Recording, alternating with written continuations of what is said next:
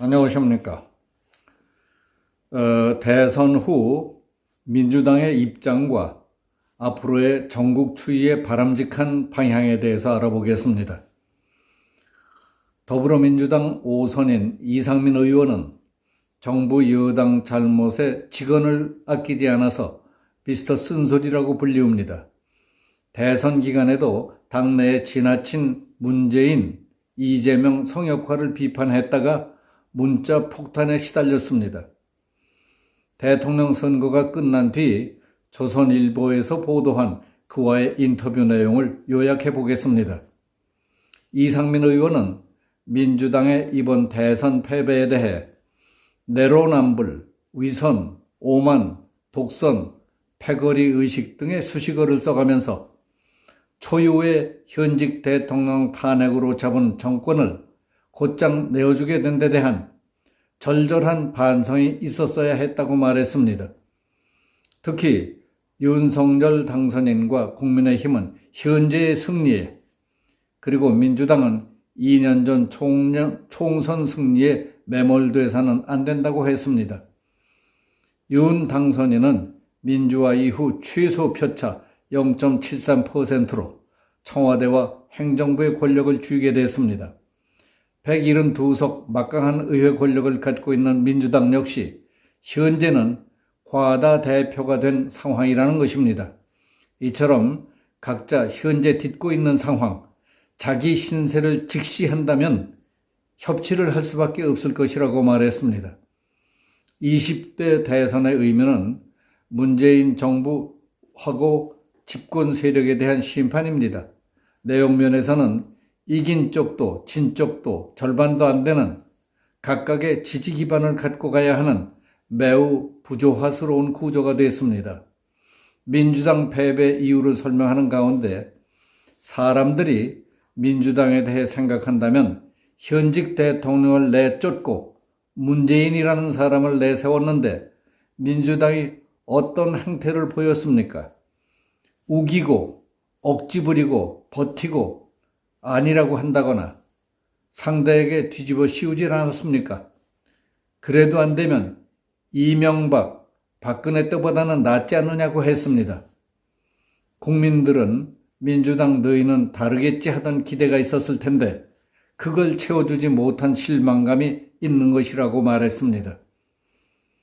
이재명 후보와 관련된 대장동 의혹과 욕설 파문, 그리고 그 부인 등 주변 관련 의혹도 패배 원인의 한 축이라고 볼 수 있습니다. 대장동 건은 막판에는 윤석열이 몸통이라고 하는 프레임으로 가지 않았습니까? 그런 대응이 국민들의 공감대를 얻을 수 있겠습니까? 0.7% 차로 졌든 0.001% 차로 졌든 진 건 진 겁니다. 3분의 2 가까운 국회의석을 갖고 있으면서 반도 못 얻었다면 성공한 게 아닙니다. 그런 평가는 자기 환시, 자아 도취, 자기 위안을 넘어서 자기 기반이라고 할 수 있습니다. 자기 기만이라고 할 수 있습니다.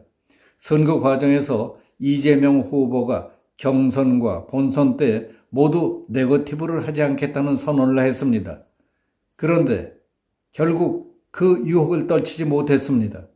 네거티브를 안 하고 인간적 예의를 갖춰서 신사적으로 정책 아젠다를 재미있게 풀어가며 하지 못했느냐 하는 겁니다.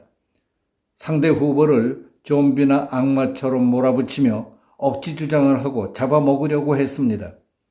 관용, 배려, 용서, 연대, 공존 등의 가치는 찾아보기 어렵게 됐습니다.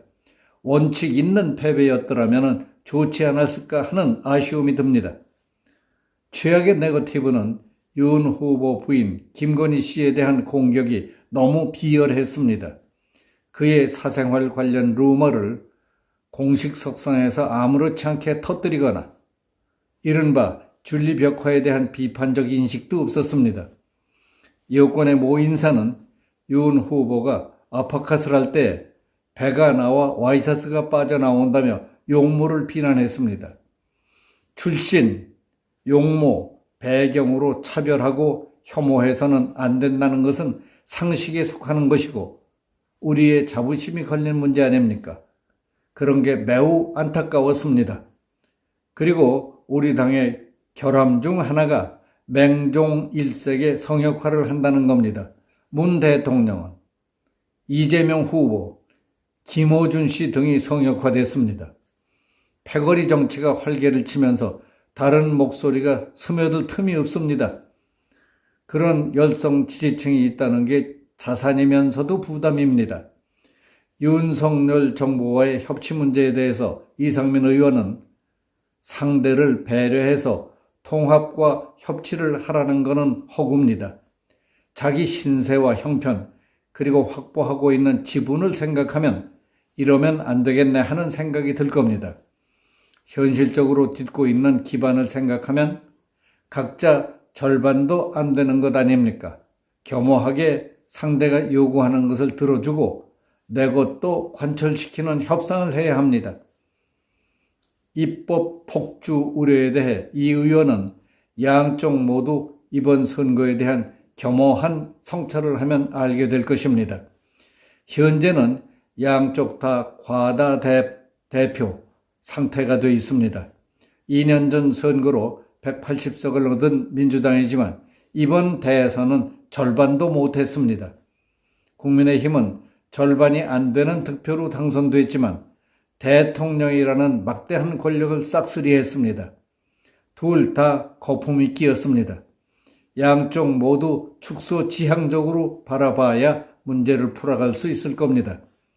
협상과 거래를 하는 데 있어서 상대방의 신념이나 이해관계를 설득 굴복시킬 수는 없습니다. 신념, 체계, 인생관을 어떻게 굴복시키고 양보하라고 할 수 있겠습니까? 줄 건 주고 받을 건 받고 서로 딜하는 겁니다.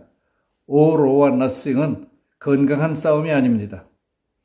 172석 거대 야당은 민주당이 아니면 법안 통과가 안 된다고 으름장을 놓을 게 아니라 적극적으로 협조할 테니 가지고 와봐라 하고 윤 당선인이 정부 조직법을 내놓으면 그걸 함께 초벌구이해서 민주당이 윤석열 정부의 정부 조직법을 제출하는 겁니다. 태클, 흠집내기, 꼬투리, 증폭시키기 이런 거 말고 포지티브하게 지금까지 야당과 다른 모습을 보여주면 좋겠습니다. 그러면 국민들도 민주당을 다시 보고 정치를 다시 볼 것 아닙니까? 우리가 의석이 적을 때에는 약자에 굽신거릴 수 있겠지만은 172석 거야의 통 큰 리더십을 보여줘야 합니다. 쾌활하게, 통 크게, 쾌도난마처럼 상대가 입을 떡 벌리게 화통하게 해야 합니다. 발목 잡기, 흠집 내기는 많이 해봤지 않습니까? 나 자신은 속 시원한 것 같지만은 자기 마음도 병들어가고 어둡고 음습해지는 겁니다. 이재명 전 후보에 대해 당 일각에서 비대위원장, 당대표 등 조기 등판론이 나오고 있는데 그건 이 후보를 도와주는 게 아닙니다. 추미애 전 법무부 장관이 가만히 있는 윤석열 그 당시 총장을 공격해서 키워준 것, 그것과 똑같이 역작용이 생길 수 있습니다.